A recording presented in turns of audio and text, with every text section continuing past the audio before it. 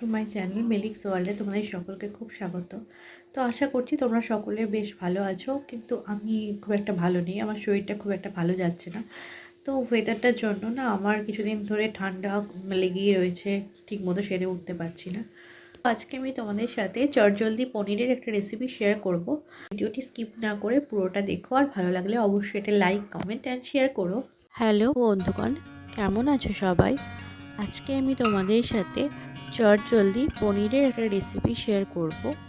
এটা রুটি, পরোটা, লুচি সব কিছুর সাথে খেতে বেশ লাগে। তো আমি কীভাবে বাড়িতে নবরত্ন কোরমা বানাই আজকে সেটাই তোমাদের সাথে শেয়ার করছি। এখানে সবজির মধ্যে নিয়েছি বিনস, নিয়েছি গাজর, ক্যাপসিকাম, ফুলকপি আর আলু। তো আমি সবজিগুলোকে ডুমো ডুমো সাইজ করে কেটে নিয়েছি, দেখতেই পাচ্ছ।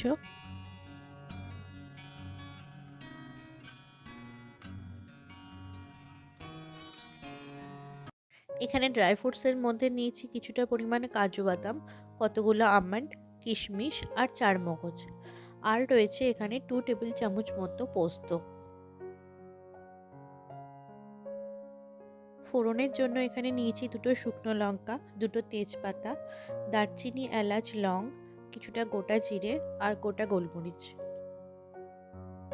এখানে মশলার জন্য নিয়েছি 1 চামচ মতো গোটা জিরে, 2টো মিডিয়াম সাইজের টমেটো, কিছুটা মতো আদা কুচি আর 2টো কাঁচা লঙ্কা। তো এই সবগুলো মিক্সিতে একটু পেস্ট করে নেব। তো পোস্তটাকে হালকা মিক্সিতে গুঁড়ো করে নেওয়ার পর সামান্য জল অ্যাড করে পোস্তর একটা পেস্ট তৈরি করে নিচ্ছি, দেখতেই পাচ্ছ। তো বেসিক্যালি আমার মনে হয় যে আগেই পোস্তর মধ্যে জল দিয়ে মিক্সিতে পেস্ট করলে খুব একটা ভালো করে পেস্ট হয় না।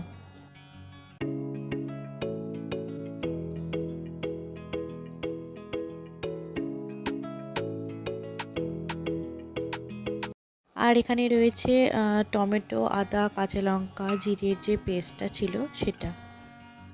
আর এখানে যে কাজু বাদাম, কিশমিশ, আমন্ড আর যে চারমগজটা ভিজিয়ে রেখেছিলাম জলে, তো সেইগুলোকেও ভালো করে পেস্ট করে নিচ্ছি, দেখতেই পাচ্ছ।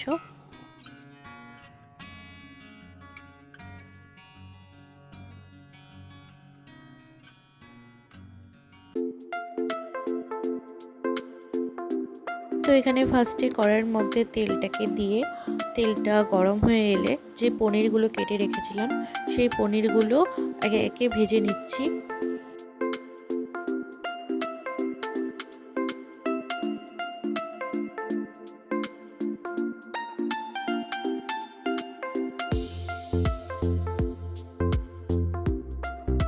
তো পনিরগুলো আমার এখানে মোটামুটি ভাজা হয়ে গেছে, দেখতেই পাচ্ছ।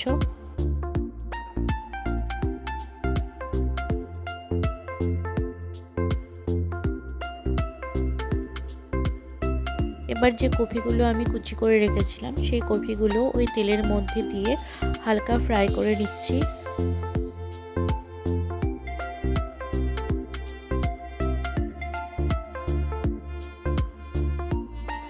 তো দেখো অল্প আছে আমি ঢাকা দিয়ে কপিগুলোকে ভালো করে ভেজে নিচ্ছি।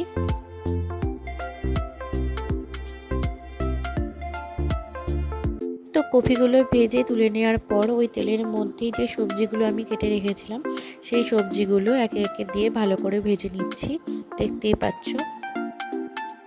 তো তোমরা চাইলে সবজিগুলোকে একবার জলে হালকা সেদ্ধ করে নিয়ে দেন কড়াইয়ে ফ্রাই করতে পারো, তাতে কোনো প্রবলেম নেই।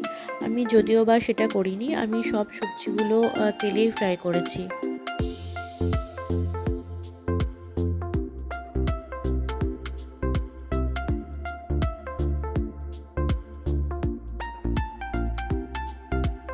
তো এখানে সবজিগুলোকে ভালো করে নাড়াচাড়া করে কম আঁচে ঢাকা দিয়ে সবজিগুলো ভালো করে ভেজে নেব।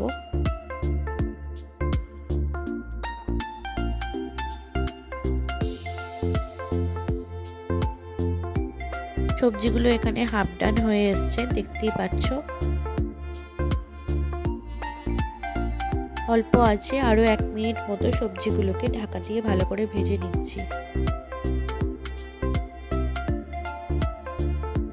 তো সবজিগুলো আমার এখানে ভালো করে ভাজা হয়ে গেছে, দেখতেই পাচ্ছ। এবার সবজিগুলোকে একটা পাত্রে তুলে রাখবো।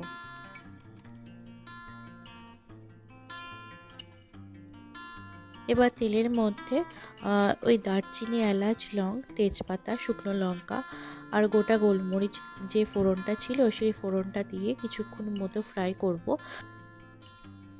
যতক্ষণ না ফোড়নটা থেকে একটা স্ট্রং ফ্লেভার বেরিয়ে আসে। এবার দেখো এটাতে আমি অ্যাড করছি টমেটো, কাঁচা লঙ্কা, আদা আর জিরের যে পেস্টটা করে রেখেছিলাম সেটা। এবার স্বাদ মতো নুন দিয়ে মশলাটাকে অল্প আঁচে ভালো করে কষিয়ে নেব যতক্ষণ না মশলাটা থেকে তেল ছেড়ে আসছে। যেহেতু আমি নবরত্ন কোরমা বানাচ্ছি তাই এই রান্নাটাতে একদমই হলুদ যায় না।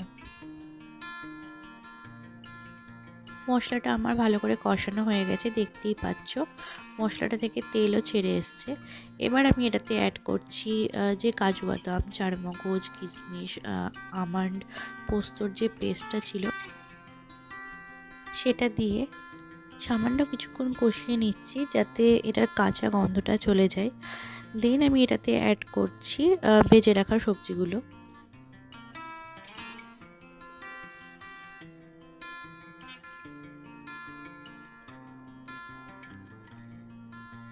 তো সবজিগুলোকে ভালো করে মশলার সাথে মিশিয়ে নিয়ে সামান্য নাড়াচাড়া করে এটার মধ্যে অ্যাড করলাম দুধ গ্রেভির জন্য।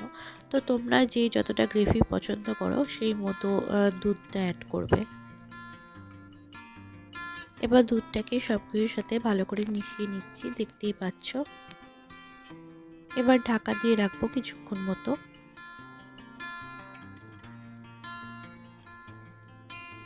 কিছুক্ষণ পর ঢাকনাটা খুলে মশলা ধোয়া জলটা দিলাম। দেন যে পনিরগুলো ভেজে রেখেছিলাম সেই পনিরগুলো একে একে অ্যাড করে দিচ্ছি।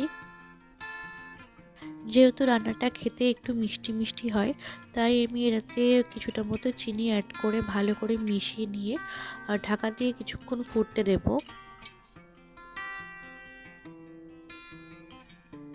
এবার আমি এটাতে দিলাম 1 কুচি মতো বাটার। তো রান্নাটা এখানে হতে থাক, ততক্ষণে যদি ভিডিওটি তোমাদের ভালো লাগে তো প্লিজ চ্যানেলটাকে সাবস্ক্রাইব করে একটা লাইক, কমেন্ট অ্যান্ড শেয়ার করো। তোমাদের একটা লাইক আমাকে অনেকটাই অনুপ্রাণিত করে নতুন নতুন ভিডিও দেওয়ার জন্য।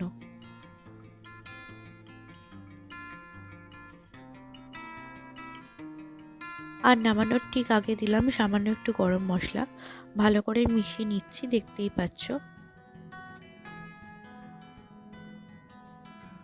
আমাদের নবরত্ন কোরমা এখানে রেডি হয়ে গেছে। এবার আমি উপর থেকে একটু বাটার গ্রেট করে দিচ্ছি, এটা অপশনাল, দিতেও পারো নাও দিতে পারো, যেহেতু দেখতে ভালো লাগবে সেজন্য আমি একটু বাটার দিলাম উপর থেকে। সত্যি বেশ ভালো হয়েছিল খেতে, আমি একটু টেস্ট করে দেখলাম। তো তোমরা এই প্রসেসে বাড়িতে বানিয়ে খেয়ে আমাকে কমেন্টে জানাবে কেমন হয়েছে। তো আজকের মতো ভিডিওটা এখানেই শেষ করছি। সবাই ভালো থেকো, সুস্থ থেকো।